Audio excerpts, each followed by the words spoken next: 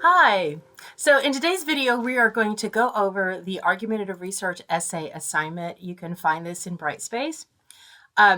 The readings that we'll be using this unit primarily are the Master Guide to MLA and the Master Guide to Academic Essay and Research. We have used these before, so you can find those links there. You can also just go to the content page, and up here just search like Master Guide, and it will show you everywhere that I've linked it. So that's like an easy way to find a title of something on the content page. There'll also be a variety of handouts, examples, and then we'll be using the Paul and Elder's Miniature Guide to Critical Thinking. That should be under week 11. I also gave it to you under week 9 before spring break, but here's the Miniature Guide to Critical Thinking, right? Or whatever week or semester that you're watching this video in case it's not the spring when I'm actually making the video. So next fall, it won't be before spring break. Okay, so the related units in this unit, there won't be, I mean, it won't be that there won't be more, but the big point kind of things, and you know for sure we're going to be doing these, are the research paper proposal. You should see the due date for that already on the calendar. The research exam also should have the due date on the calendar. The annotated bibliography, and then there'll be perhaps a draft check-in or an MLA draft check-in.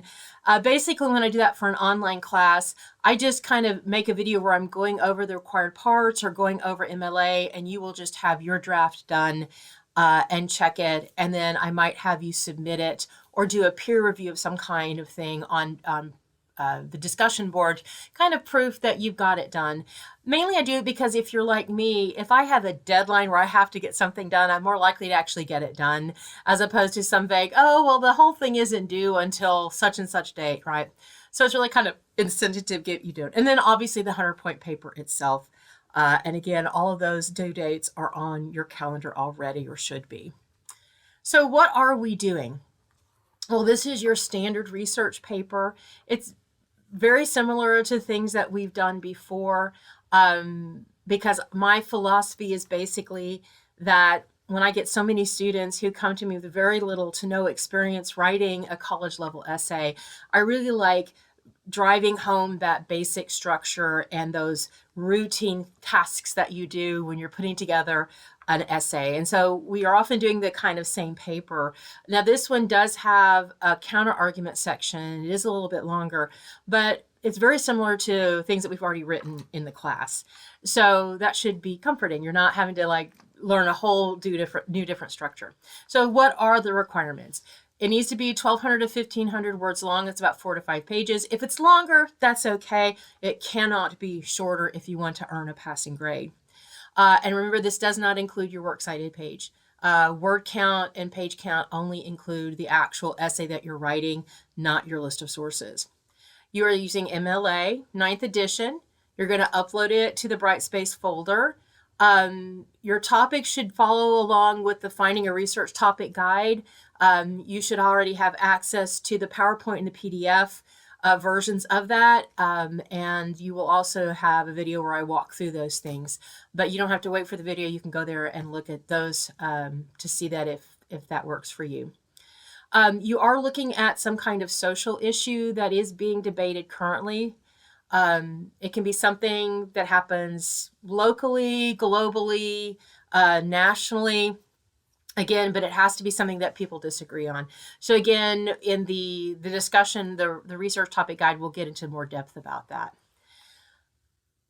Your paper has to have a clear argument. You are taking a stance on this. This is not factual or informative only. Obviously, use information and facts, but again, everything has to be about supporting a position you're taking on the issue. So you're building on the things you learned in the previous units about propaganda and fallacies and rhetoric and all that kind of stuff. You have to use 10 credible sources minimum. So the evidence has to meet those guidelines from the TRAP test, anything else that we've studied. And at the end here, I also give you a list of things that cannot count as credible resource. So you have to avoid those kind of sources. You also will see here in a little bit a very detailed outline of the paper, the organization that you must follow. This will make it a little bit easier, hopefully, for you to do that, because you can see everything, how it lays out in the order that information you need to have in. You have to have a specific audience, just as other papers. Again, you need to use transitions, college level writing. In this paper, you will be writing from a third person point of view only, no first person, no second person. You will need to have parenthetical notations as well as a works cited page, all in MLA style.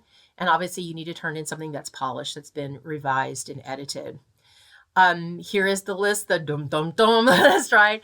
These are automatic Fs, right? Plagiarism, whether that is stealing from someone's work that's been published, or using AI to generate or even edit your paper substantially, this will be a 0. Using fewer than 10 credible sources, that is going to lower you to a 50.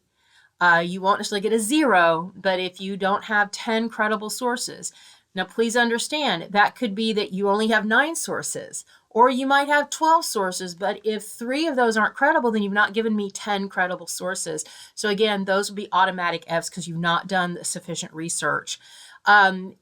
If your paper is shorter than the required length, right, then that's an automatic 50 points off. And if you don't use MLA 9th edition, like if you turn in something in APA style or something like that, or you have a mix, so half of it's in one style or another, then that's also going to be an automatic 50 points off.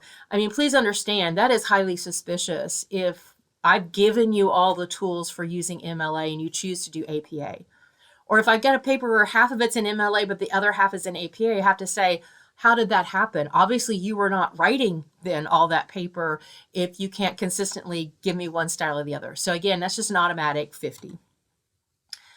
This is the organizational outline. It is pretty standard, so there's not going to be a lot different than the first paper that we did. So I'm not going to go through a whole lot here because you should know this. If you had me in Comp 1, this is also pretty similar to what we did in Comp 1, and it should align with something that you did in Comp 1 as well in terms of the structure. So introduction paragraph, you've got your attention getter, you got the background information, and then you got your 3-point thesis statement. Remember, 1 sentence, subject, claim that you're making, the stance that you're taking, and then your 3 points. You're going to have to include research of some kind in the introduction. Every paragraph of your essay has to incorporate research. That means you are citing from something credible to back up or establish information in every paragraph. Your body paragraphs, your first 3 are going to follow that same schema that we've used. Your topic sentence, the explanation, evidence, and analysis, where you bring it back and connect it to your reader. And again, you're going to have research in there. And remember here, I've given you some samples about like ways that you can introduce evidence. Those signal phrases. You can do something different with this, but if you're really, struggling, then here are some examples. You're going to repeat that 2 other times for each of your topic sentences. And here's where we have the really only difference from what you did in previous work is that you're having to include a counter argument. You have to have 1 counter argument paragraph. You could have 2 if necessary, but you have to have 1. And the purpose of this is to identify a relevant position that opponents have to what you're arguing. And you need to refute that for your reader so that your reader sees why your position is still better than something else that they've heard. So in this, you're going to explain what that position is. You're then going to give evidence that shows why it is not sufficient. It might even completely be illogical or just pure propaganda. It might be out of date, or it just might not be sufficient for your group, right? The argument might be perfectly fine, but it's just not relevant to the audience that you're talking to, right?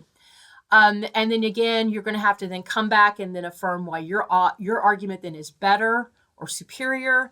And then throughout, you're going to have to put research in there. You've got your conclusion that basically does the same thing, restate your thesis, summarize your points and synthesizes them, and then end up with that so what factor where you tell your reader why this is important and why they need to act. And then you're going to end with your works cited page. And here is that list of sources that are not allowable, right? These all have problems that make them either not suitable for academic research or they're just not credible. So dictionaries, encyclopedias, and wikis, for the most part, are not considered college level research. You can include information from dictionaries, encyclopedias, but they can't count as your 10 research sources. There are some dictionaries and encyclopedias, though, that do count as academic type sources. So if you've got something that you think is not just your standard Britannica or Webster's, that actually has some really depth, then you can send it to me and ask if it can count as one of your sources. Personal blogs and message boards are usually not considered credible. There can be some exceptions with blogs if you have a professional blog or something like that. So again, if you've got a source that you really think is an exception, then send it to me and I'll let you know if you can use it. You can't use Q&A sites like Reddit and Quora. There's just really nothing there. That's all opinion. Consultation sites and social media or AI generated content, which a lot of times on these kind of sites, it's AI generated. There's no real person writing it. Those are usually also not considered credible. SEO, that's search engine optimization. So that's basically clickbait sites or lifestyle sites like Dotdash or Hub Pages. Remember when we did that, when we read that article about universal basic income? That's basically a lifestyle site. There isn't anybody that's an expert usually writing those articles. Local and school newspapers are usually also not academically credible because they're not written usually by experts. Student written sources, obviously, essay sharing and homework or coursework sites like Course Hero, those do not count. Famous quote sites like Brainy Quote, where you're just going and you're finding a quote by somebody, that's not research. Research articles that do not have citations, and then abstracts or previews of sources where you're not getting the whole article, you're just seeing part of it. That's also usually something that you can't use. And again, every once in a while, I'll have a student that has an exception and it actually does work. So if you really feel like you've got something that you need to use, you must email me because I will give you your approval if it works, right? Very few things are 100% no on. But if you include it without getting my approval through email, then you don't get to count that. And I will go back and look at my email to verify if you've asked for approval when I see one of these problematic sites. The rest of this just reminds you again that you must use those parenthetical notations to avoid plagiarism issues, and that you shouldn't use the Microsoft Word's built-in citation and bibliography generator. It's very buggy. And that also, if you do get any citation style from an online source that they've already got it done for you, you still have to double check it because it might have mistakes. All right. Okay, so that's your basic assignment. And when we talk about finding a research topic, we'll go into a little bit more depth there. We'll also be doing some other things where I'm going to talk about the assignment, but this is at least to get you started to start thinking about what you're going to do. So email me if you got a question. I'll see you later. Bye-bye.